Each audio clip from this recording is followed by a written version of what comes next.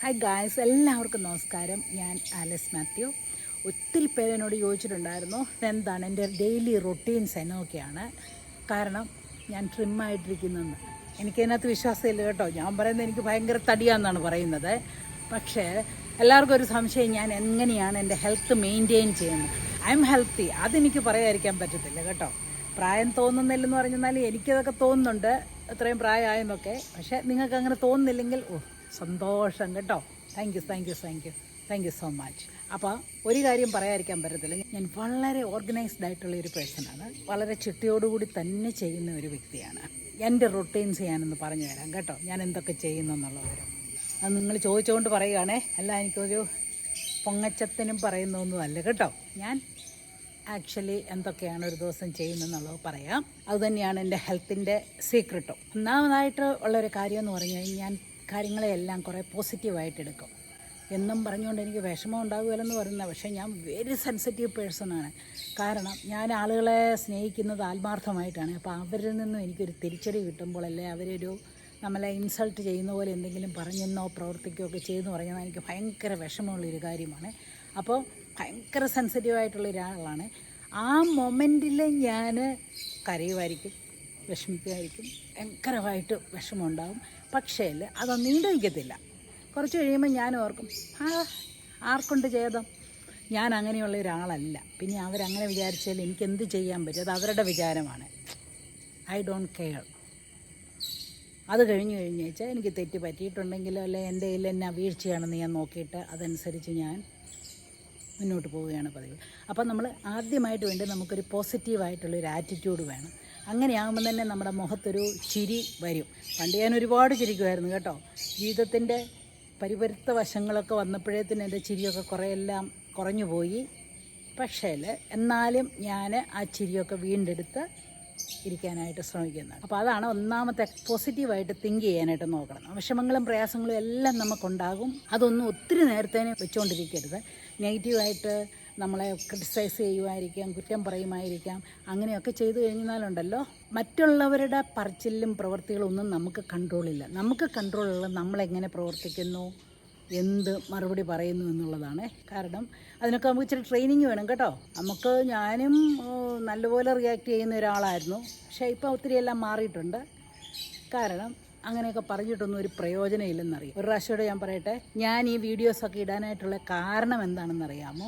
ലൈഫിൽ ഒരുപാട് കാര്യങ്ങൾ എങ്ങനെയാണെന്ന് പഠിച്ച് വന്നപ്പോഴത്തേക്കും ഇത്രയും പ്രായമായിപ്പോയി, മനസ്സിലായോ? അപ്പോൾ ആരെങ്കിലും ഒന്ന് പറഞ്ഞു തരാൻ, എന്തെങ്കിലുമൊക്കെ ഒന്ന് പറഞ്ഞു തരാനുണ്ടായിരുന്നു പറയുകയാണെങ്കിൽ എൻ്റെ ലൈഫിൽ ഞാൻ ഒരുപാട് മാറ്റങ്ങൾ വരുത്തിയേനെ എന്നാണ് ഞാൻ വിചാരിക്കുന്നത്. അപ്പോൾ ആരെങ്കിലും ശരിക്കും ഞാൻ പറഞ്ഞാൽ നിങ്ങൾ സ്മാർട്ടാണെങ്കിൽ എന്താണെന്നറിയോ ചെയ്യേണ്ടത്? മറ്റുള്ളവരുടെ എക്സ്പീരിയൻസ് നിങ്ങൾ കേൾക്കുമ്പോൾ അതിൽ നിന്ന് ഉൾക്കൊള്ളാവുന്ന നല്ല കാര്യങ്ങൾ തിരഞ്ഞെടുക്കുക. എല്ലാ കാര്യങ്ങളും തിരഞ്ഞെടുക്കണമെന്നൊന്നും ഞാൻ പറയത്തില്ല. നല്ല കാര്യങ്ങൾ തിരഞ്ഞെടുത്ത് നമ്മുടെ ജീവിതത്തിൽ അത് കൊണ്ടുവന്നു കഴിഞ്ഞാൽ നമ്മൾക്ക് ഹാപ്പി ആയിട്ടിരിക്കാനായിട്ട് പറ്റും.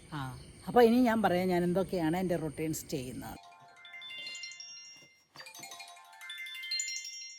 ഞാൻ ദിവസവും രാവിലെ 4 മണിക്ക് അലാറം വെച്ച് എഴുന്നേൽക്കും.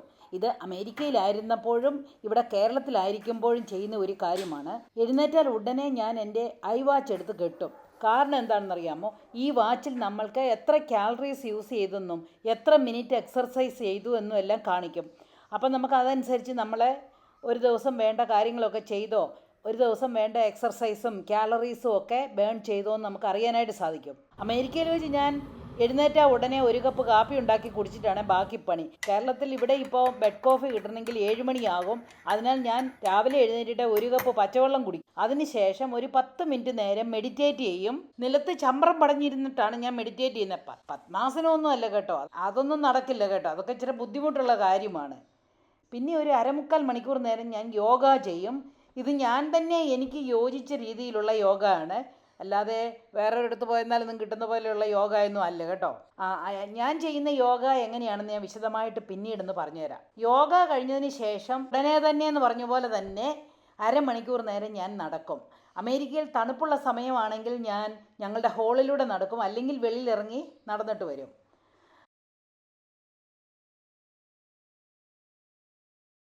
ഇപ്പോൾ ഇവിടെയും ഞാൻ വെട്ടം വീഴുന്നത് വരെ ഇവിടുത്തെ ഹോൾവേയിലൂടെ നടക്കും. പിന്നെ ഇവിടെ റാമ്പുണ്ട്, അതുവഴിയും കുറേ നടക്കും. അപ്പോൾ കുറച്ച് കയറ്റവും ഇറക്കവും എല്ലാം ആകുമ്പോഴത്തേനും നമുക്കൊരു ബാലൻസിൻ്റെ ഒക്കെ കാര്യം കിട്ടും. ചിലപ്പോൾ മുറ്റത്ത് പേയ്മെൻറ്റിൽ കൂടിയും നടക്കും. രാവിലത്തെ ആ നനുനനുത്ത തണുപ്പിലും ഇളം കാറ്റിലും നടക്കാൻ എന്നാ രസമാണെന്നറിയാമോ. വലിയ ഓട്ടമൊന്നും ഓടത്തില്ല കേട്ടോ. ചിലപ്പോൾ ജോഗ് ചെയ്യും, അത്ര തന്നെ. ചില സമയങ്ങളിൽ ഞാൻ ഇവിടുത്തെ സ്റ്റോൺ ബെഞ്ചിൽ കയറും. ചവിട്ടി കയറുമ്പോൾ നമുക്കൊരു ബലം കിട്ടുന്ന പോലെ അത് ചെയ്യാറുണ്ട്. അതിൻ്റെ ഞാൻ വീഡിയോ എടുത്തിട്ടില്ലെന്നേ ഉള്ളൂ. ദേ നോക്കിക്കേ, സമയം രാവിലെ 5:59 ആയപ്പോഴേക്കും 31 മിനിറ്റ് ഞാൻ എക്സർസൈസ് ചെയ്തു. അതുപോലെ തന്നെ 150 കാലറീസും ബേൺ ചെയ്തു. അത് കഴിഞ്ഞ് പിന്നെ ഞാൻ എൻ്റെ മറ്റു കാര്യങ്ങളൊക്കെ ചെയ്യും. ചിലപ്പോഴൊക്കെ ഇവിടുത്തെ യോഗയ്ക്ക് 11 മണിക്കും പോകും. പിന്നെ വൈകുന്നേരം കുറച്ച് സമയം ചിലപ്പോഴൊക്കെ ക്യാരംസോ ചീട്ടോ ഒക്കെ കളിക്കും. കൂടാതെ ചിലപ്പോൾ സൈക്കിളും ചവിട്ടും. അല്ലാത്ത സമയമൊക്കെ ഞാൻ വീഡിയോസ് ചെയ്യുകയോ സിനിമയ്ക്ക് പോവുകയോ ടൂർ അടിച്ച സമയം കളയുകയോ ഒക്കെ ചെയ്യും. ഏതാണെങ്കിലും ഞാൻ ഈ വെളുപ്പിനെയുള്ള എഴുന്നേൽപ്പുണ്ടല്ലോ, 4 മണിക്കുള്ള എഴുന്നേൽപ്പ് ഞാൻ മുടക്കത്തില്ല. പിന്നെ ചില ദിവസങ്ങളിൽ ഇപ്പം ഇവിടെ വലിയ കാര്യങ്ങളൊന്നും ചെയ്യാത്തപ്പം ചിലപ്പോൾ ഞാൻ 5 മണിക്ക് എഴുന്നേറ്റൊന്നും ഇരിക്കും. ഇത്രേ ഉള്ളൂ. എന്നതാണെങ്കിലും എഴുന്നേറ്റാൽ ഉടനെ യോഗയും മെഡിറ്റേഷനും നടത്തവും കഴിഞ്ഞിട്ടേ ഉള്ള കാര്യമേ ഉള്ളൂ. ശരിക്കും പറഞ്ഞു കഴിഞ്ഞാൽ രാവിലെ അത്രയും ചെയ്തു കഴിഞ്ഞാൽ നല്ലൊരു ഉന്മേഷവും ഉണർവുമാണ് കേട്ടോ. ചില ദിവസങ്ങളിൽ വളരെ വിരളമായിട്ടേ ഉള്ളൂ. ഞാനിപ്പോൾ എക്സർസൈസ് ചെയ്യാനോ യോഗ ചെയ്യാനോ ഒന്നും ഒരു മൂഡില്ല, അല്ലെങ്കിൽ ഒരു ദേഹത്തിനൊരു അസ്വാസ്ഥ്യമാണെന്ന് പറഞ്ഞു കഴിഞ്ഞാൽ ഉണ്ടല്ലോ, ആ ദിവസം മുഴുവനും നമുക്കൊരു ഉന്മേഷമില്ലായ്മയാണ്. അതുകൊണ്ട് എക്സർസൈസ് വളരെ ഇമ്പോർട്ടൻ്റ് ആയിട്ടുള്ളൊരു കാര്യമാണ്. ഇത് കണ്ടോ, വൈകുന്നേരം 8:35 ആയപ്പോൾ ഞാൻ എൻ്റെ 3 റിങ്സും കംപ്ലീറ്റ് ചെയ്തു. 482 കാലറീസ് ബേൺ ചെയ്തു. 54 മിനിറ്റ് നേരം എക്സർസൈസും ചെയ്തു.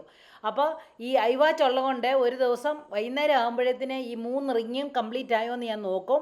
അങ്ങനെ നോക്കിയാൽ തന്നെ നമ്മുടെ വെയിറ്റും മാനേജ് ചെയ്യാവുന്നതാണ്. അപ്പം നിങ്ങൾക്ക് മനസ്സിലായല്ലോ എൻ്റെ ആരോഗ്യത്തിൻ്റെ രഹസ്യം. ഇത്രയേ ഉള്ളന്നേ, ഇത് ആർക്കും ചെയ്യാവുന്നതേ ഉള്ളൂ.